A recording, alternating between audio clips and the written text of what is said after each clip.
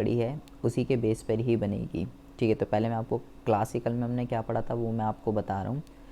मैंने आपको ये बताया था क्लासिकल के अंदर कि भाई केवल डिमांड कौन करेगा, केवल उत्पादक, सप्लाई कौन करेगा, केवल परिवार क्षेत्र।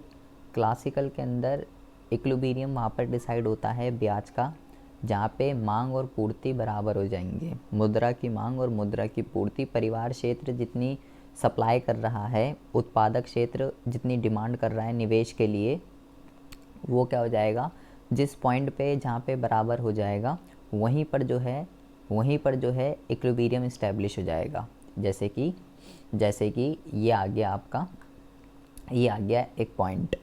तो ये तो था क्लासिकल, यहाँ पे डिमांड और सप्लाई की बात चल रही थी। डिमांड कौन कर रहा है, उत्पादक क्षेत्र निवेश के लिए, और सप्लाई कौन कर रहा है, सप्लाई कर रहा है परिवार क्षेत्र बचत करके।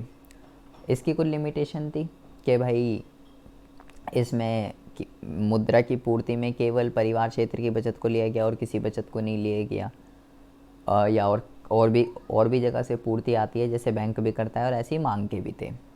फिर आई थी लोनेबल फंड, कि भाई क्लासिकल ने जो बोला वो तो ठीक है, लेकिन आपको इसमें कुछ कुछ चीज़ें और जोड़नी पड़ेगी तब जाके परफेक्ट बनेगा। जैसे क्लासिकल कह रहा था I is equal to S कर दीजिए, आई का मतलब है निवेश, डिमांड, ठीक है, जो उत्पादक कर रहा था, और ये है बचत। लेकिन लोनेबल फंड क्या कहता है कि आई में एम और जोड़ दीजिए और एस में एन और जोड़ दीजिए। मतलब कि एन क्या है यहाँ पे, बैंक जितनी पूर्ति कर रहा है, और ये क्या है यहाँ पे, एम क्या है यहाँ पे, एम का मतलब है जो हाउस होल्ड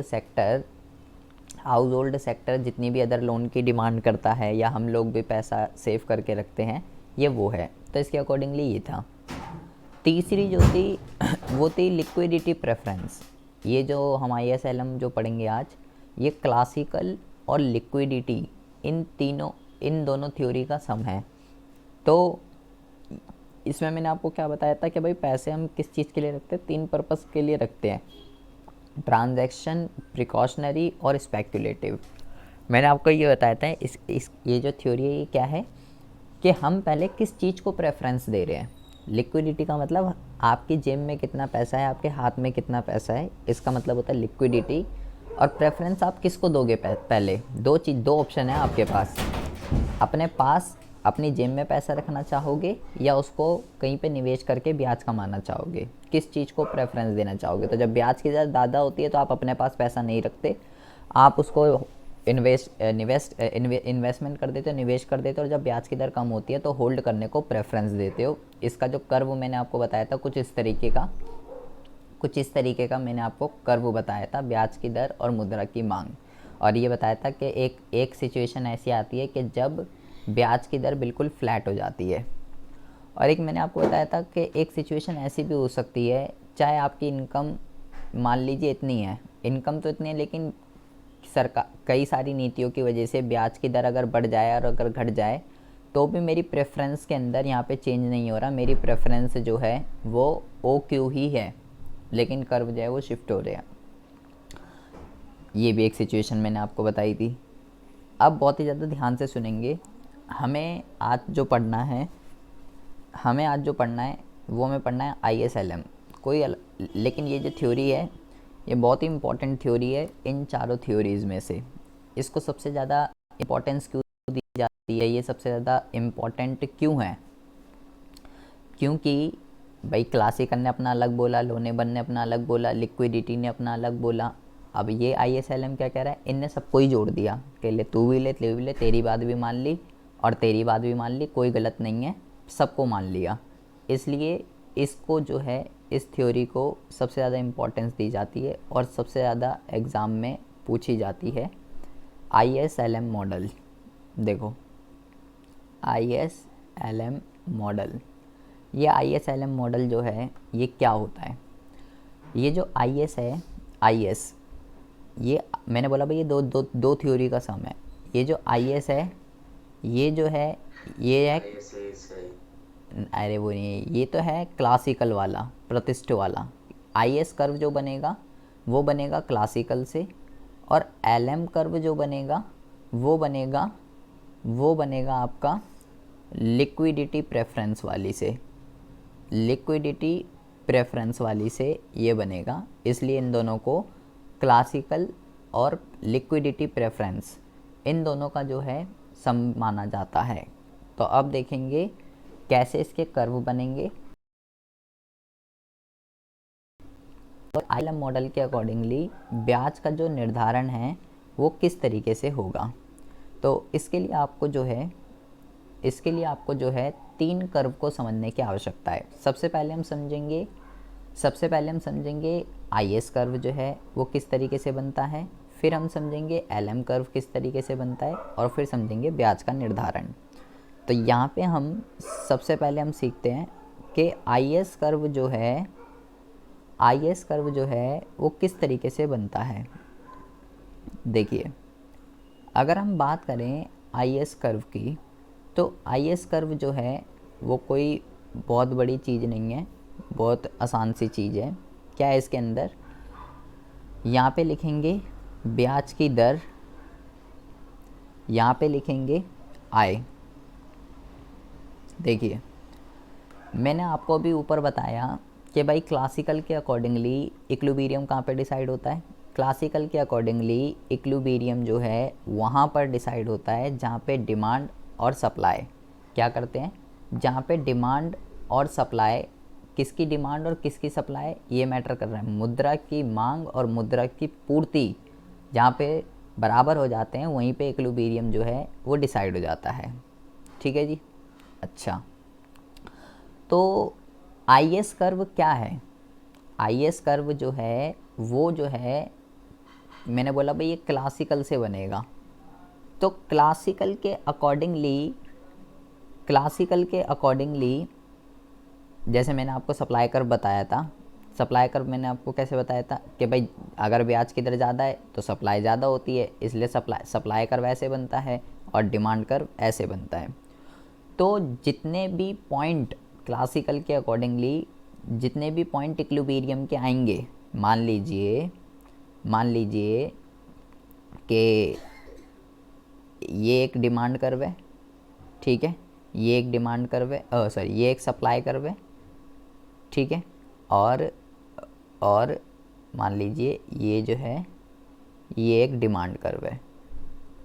अच्छा, इसी तरीके से ये एक सप्लाई कर्व है। इक्विलिब्रियम के जितने भी पॉइंट आएंगे क्लासिकल के अकॉर्डिंगली, ये एक डिमांड कर्व है, एंड मान लीजिए ये जो है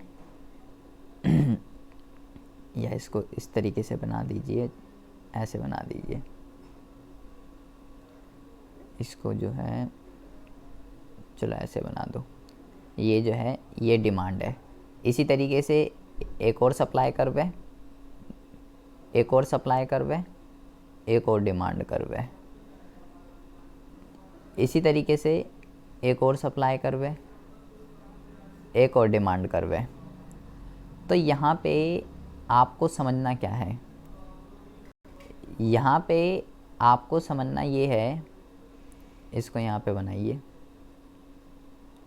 एक मिनट रुको, इसको बनाइए यहाँ पे, यहाँ बना दीजिए, अभी बना रहा हूँ, एक मिनट। आप, हमें ये नहीं बनाना है, मैं आपको जो समझा रहा हूँ, एक मिनट रुकिए। यहाँ पे बनाइए S और यहाँ पे बना दीजिए डिमांड, ठीक है। इसी तरीके से यहाँ बना दीजिए S और यहाँ बना दीजिए डिमांड। मान लीजिए, देखिए यहाँ पे क्या है, क्लासिकल के अकॉर्डिंगली डिमांड और सप्लाई के अकॉर्डिंगली जितने भी इक्विलिब्रियम आएंगे, जैसे कि एक इक्विलिब्रियम जो है ये आया, एक इक्विलिब्रियम जो है ये आया, एक इक्विलिब्रियम जो है ये आया, और एक इक्विलिब्रियम जो है वो ये आया। तो क्लासिकल के अकॉर्डिंगली जितने भी इक्विलिब्रियम आएंगे डिमांड और सप्लाई के अकॉर्डिंगली, मुद्रा की मांग और मुद्रा की पूर्ति के अकॉर्डिंगली जितने भी इक्विलिब्रियम के पॉइंट आए, अगर मैं इन सभी इक्विलिब्रियम के पॉइंटों को मिला दूं, अगर मैं सब इन इक्विलिब्रियम के पॉइंटों को अगर मैं मिला देता हूं जो क्लासिकल के अकॉर्डिंगली हैं, तो मेरे पास जो कर्व बनेगा वो किसका बनेगा, तो मेरे पास जो कर्व बनेगा वो बनेगा आई एस कर्व। इसको अगर सिर्फ मैं आई एस कर्व बनाना चाहूँ तो ये बनता है इस तरीके से। सिर्फ अगर हम आई एस कर्व बनाना चाहें तो आप इसको इस तरीके से जो है बना सकते हो और इसको नाम दे देंगे आई एस कर्व। यहाँ पे लिख देंगे इंटरेस्ट और यहाँ पे आप लिख देंगे आई। ये कर्व बना कैसे है ये मैंने ऊपर आपको बताया। ये कर्व ऐसे कैसे बन गया, यहाँ पे ये जो बिंदु आए होंगे ये बिंदु कौन से होंगे, ये बिंदु वो होंगे जो क्लासिकल के अकॉर्डिंगली जहाँ पे इक्विलिब्रियम हो रहा है मुद्रा की मांग और मुद्रा की पूर्ति पे, वहाँ पे जो है ये पॉइंट आए होंगे। जैसे कि लाइक ये वाला पॉइंट है, ठीक है। जैसे कि लाइक मैं चलो यहाँ से बना के दिखा देता हूँ आपको। लाइक ये वाला पॉइंट है, ये वाला पॉइंट है। तो क्लासिकल के अकॉर्डिंगली जो इक्विलिब्रियम पॉइंट आए, अगर हम इन इक्विलिब्रियम पॉइंटों को जॉइंट कर देते हैं, अगर हम इन इक्विलिब्रियम पॉइंटों को जॉइंट कर देते हैं तो हमारे पास जो कर्व बनता है वो बनता है आई एस कर्व। अच्छा जी, ये आई एस कर्व। अब आती है बात दूसरा, ये है L M curve. L M curve का क्या है, लिक्विडिटी मनी कर्व। मैंने बोला भाई ये किससे बनेगा, लिक्विडिटी प्रेफरेंस कर्व से बनेगा। अब समझिए एल एम कर्व कैसे बनेगा। एल एम कर्व जो है वो बनेगा लिक्विडिटी प्रेफरेंस वाली से। तो लिक्विडिटी प्रेफरेंस वाली से अगर मुझे एल एम कर्व बनाना है तो यहाँ पे लिखेंगे y, यहाँ लिखेंगे x, ये बनेगा लिक्विडिटी वाली से। यहाँ पे लिखेंगे ब्याज की दर और यहाँ पे लिख दीजिए I। देखिए बहुत ही ज़्यादा ध्यान से सुनेंगे। मैंने आपको ये लिक्विडिटी प्रेफरेंस में मैंने आपको क्या पढ़ाया, यहाँ पे ब्याज की दर है या मुद्रा की मांग है, मतलब हम कितनी डिमांड कर रहे हैं। तो सिंपल सी बात है, जितनी ज़्यादा इनकम होती है हमारी उतनी हम ज़्यादा क्या करते हैं, उतनी ज़्यादा हमारे पास लिक्विडिटी होगी, और जितनी कम होगी उतनी कम। मान लीजिए मेरे पास जो है जब ब्याज की दर इतनी थी और मेरी आय इतनी थी तो मेरी ये प्रेफरेंस थी, इतनी लिक्विडिटी थी मेरी। अगर मेरी इनकम बढ़ जाए तो अगर ब्याज की दर बढ़ गई, ठीक है, अगर ब्याज की दर बढ़ जाए तो सिंपल सी बात है, अगर पहले मेरी जो लिक्विडिटी है वो इतनी है, ठीक है, इसको यहाँ से ज्वाइन कर देंगे और इसको लिखेंगे LP का मतलब लिक्विडिटी प्रेफरेंस कर्व, कि भाई इस ब्याज की दर पे जब मेरी इनकम इतनी है तो मेरी प्रेफरेंस ये है। जब रेट ऑफ इंटरेस्ट बढ़ गई, R1 हो गई, लेकिन मेरी इनकम भी बढ़ गई, तो इससे क्या हुआ, अगर मेरी रेट ऑफ इंटरेस्ट भी बढ़ गई और इनकम भी बढ़ गई तो मेरी प्रेफरेंस जो है वो भी जो है बढ़ जाएगी। क्यों, क्योंकि मेरी इनकम भी बढ़ चुकी है। इनकम बढ़ी तो मेरी लिक्विडिटी भी बढ़ी, मेरी प्रेफरेंस भी बढ़ गई। अगर और बढ़ जाए R2 हो जाए तो भाई और हो जाएगा, और मेरी इनकम अगर बढ़ जाए तो और मेरी प्रेफरेंस बढ़ जाएगी। तो यहाँ पे क्या हो रहा है, बहुत ही ज़्यादा ध्यान से सुनेंगे। यहाँ पे जो है ये एक पॉइंट ये आया, एक पॉइंट ये आया और एक पॉइंट ये आया, ठीक है, 3 पॉइंट आए आपके पास। यहाँ पे क्या हो रहा है, मनी की सप्लाई भी बढ़ रही है। जैसे जैसे मनी की सप्लाई बढ़ रही है, मतलब कि मेरी इनकम जो बढ़ रही है, ठीक है, उसके अकॉर्डिंगली मेरी प्रेफरेंसेस भी बढ़े जा रही है, लिक्विडिटी भी बढ़े जा रही है। तो ये जो तीनों पॉइंट आए हैं, अगर मैं इनको जॉइंट कर देता हूँ, तो मेरे पास जो कर्व निकल कर आएगा इसको हम कहते हैं LM कर्व। ये जो है ये लिक्विडिटी प्रेफरेंस थ्योरी के अकॉर्डिंगली बना है। लिक्विड के हम जो है पहले किस चीज़ को प्रेफरेंस दे रहे हैं, मतलब कि अगर हम नॉर्मल LM कर्व अगर हम बनाना चाहें तो नॉर्मल LM कर्व किस तरीके से बनेगा। नॉर्मल LM कर्व जो है वो बनेगा आपका इस तरीके से LM ये इस तरीके से बनेगा। ये बन गया क्लासिकल के अकॉर्डिंगली, ये बन गया लिक्विडिटी प्रेफरेंस के अकॉर्डिंगली। प्रेफरेंस किस चीज़ को दे रहे हैं, यहाँ पे मैंने आप देखेंगे, यहाँ पे मैंने एक और डायग्राम बताया था ये वाला। यहाँ आपके पास इनकम नहीं बढ़ रही है, ठीक है, इनकम यहाँ पे उतनी ही है, लेकिन ब्याज की दर बढ़ रही थी, ब्याज की दर घट रही थी। तो ये यहाँ पे आपकी जो प्रेफरेंस है वो वही रही थी सेम, लेकिन यहाँ मैं क्या कर रहा हूँ, यहाँ मैं इनकम भी बढ़ा रहा हूँ और रेट ऑफ इंटरेस्ट भी बढ़ा रहा हूँ, दोनों बढ़ा रहा हूँ।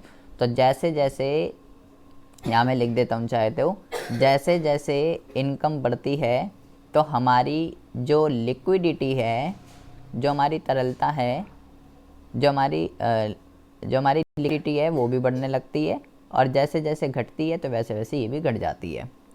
तो ये एल एम कर्व आ गया। तो अब इन दोनों थ्योरीज को जोड़ना है, तो हमारे पास क्या बनेगा, तो हमारे पास बनेगा I S L M curve. I S L M curve जो है ये हमारे पास बनेगा। तो इसके अकॉर्डिंगली ब्याज का जो निर्धारण है आई एस एल एम के अकॉर्डिंगली वो कहाँ पे होगा, इसके अकॉर्डिंगली जो ब्याज का निर्धारण है, यहाँ पे लिखेंगे ब्याज की दर, ठीक है, और यहाँ पे आप लिख देंगे बचत, और यहाँ पे लिख दीजिए निवेश। तो ये दोनों कर्व हमने यहाँ सीखे हैं। आई एस कर्व कैसे बनेगा, आई एस कर्व बनेगा आपका इस तरीके से, आई एस, ये आ गया आई एस कर्व। और एल एम कर्व कैसे बनेगा, ये बनेगा एल एम कर्व। तो इस थ्योरी के अकॉर्डिंगली ब्याज का निर्धारण वहाँ पर होता है जहाँ पे आई एस कर्व और एल एम कर्व दोनों एक दूसरे को क्या करते हैं, दोनों एक दूसरे को इंटरसेक्ट करते हैं। वहीं पे इक्विलिब्रियम की जो रेट है वो जो है डिटरमाइन हो जाती है। इसको इतनी प्रायोरिटी इसलिए जाती है क्योंकि भाई इसने क्लासिकल की भी बात मान ली, इसने जो है लिक्विडिटी प्रेफरेंस की बात मान ली, इसने जो है सबकी बात मान ली, इसने जो है किसी को बुरा नहीं बोला कि जी नहीं मेरे अकॉर्डिंगली तो जी ऐसे होना चाहिए और मेरे अकॉर्डिंगली ऐसे होना चाहिए। तो इसने सबकी बात मान ली, इसलिए ये थ्योरी ब्याज की उसमें सबसे ज़्यादा इम्पॉर्टेंट है, सबसे ज़्यादा इसको जो है प्रेफरेंस दी जाती है। ये आपको ध्यान रखना है, इसका नाम है I S L M curve. ये हो गई आपकी ब्याज की सारी की सारी, क्लासिकल हो गई, लोनेबल फंड हो गई, लिक्विडिटी हो गई, और इसके अंदर आई एस एल एम हो गई। ब्याज की जो है चार होती, तो ब्याज की आपने चारों की चारों पढ़ ली है।